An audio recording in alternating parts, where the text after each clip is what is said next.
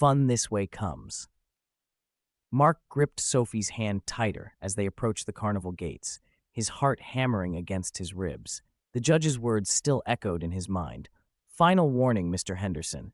Your overprotective behavior borders on psychological abuse. But they didn't understand. Nobody did. Dad, you're squishing my fingers, Sophie protested, trying to wriggle her small hand free. At 8 years old, she was all knees and elbows, a butterfly constantly trying to break free of his protective cocoon. Sorry, sweetheart, he murmured, forcing his fingers to relax. Just don't want to lose you in the crowd. This was his chance to prove everyone wrong, to be the fun dad, the normal dad.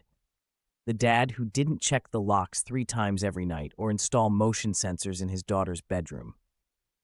Sophie's face lit up at the sight of the Ferris wheel, its lights spinning patterns against the darkening sky. Can we go on that first, please? 20 minutes and 3 safety harness checks later, Sophie's laughter finally began to drown out the voice of anxiety in Mark's head. Maybe this would work. Maybe he could learn to loosen up.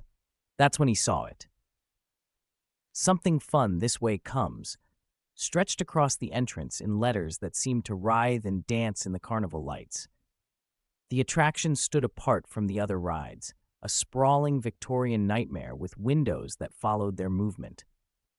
The line was surprisingly short, just 2 other children with their parents. Look, Daddy, moving floors and slides and everything. Sophie bounced on her toes, pointing at the attraction map posted outside. Mark studied the emergency exits, counting them twice. The attendant's smile stretched too wide as they approached, like a marionette's painted grin. Step right up, he called, his voice carrying an echo that shouldn't exist outdoors. Fun waits for all who enter, though some find more than others. Inside, the familiar carnival sounds became muffled, replaced by an endless loop of circus music that made Mark's skin crawl. The first room was all warped mirrors, stretching their reflections into impossible shapes. Sophie giggled at her distorted image, disturbed, but Mark noticed how the mirrors didn't quite reflect the right number of people behind them. Stay close, he warned, reaching for Sophie's hand again. But she was already running ahead into a spinning tunnel, her laughter echoing off the walls. Sophie, wait. He rushed forward, fighting against the rotating floor. The strobe lights made everything jerky, stop motion, like a nightmare come to life. He glimpsed Sophie ahead, stepping onto what looked like solid floor. It wasn't. The trapdoor swung open with a sick laugh track, and Sophie disappeared down a slide with a delighted shriek.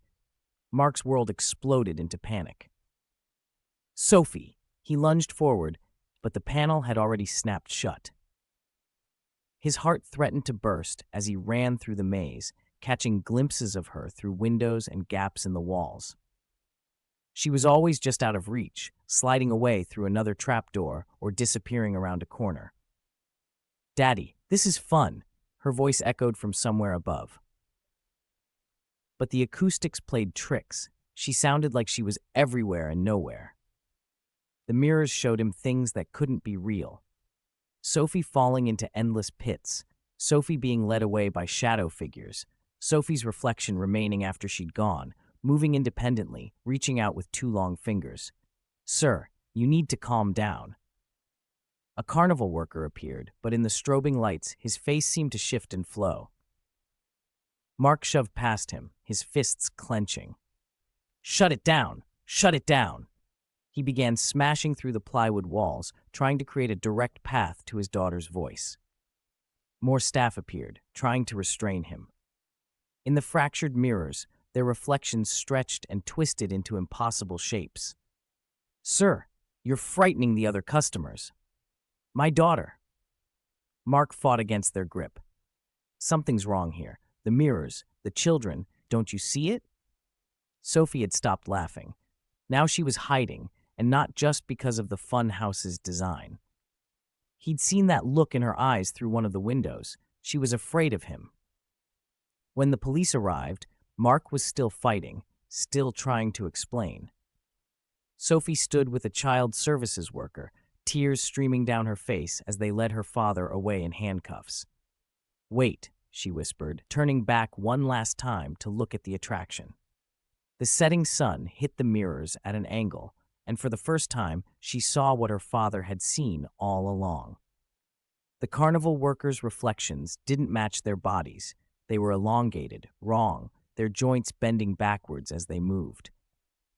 The shadow of the attendant flitted between mirrors, growing larger, hungrier.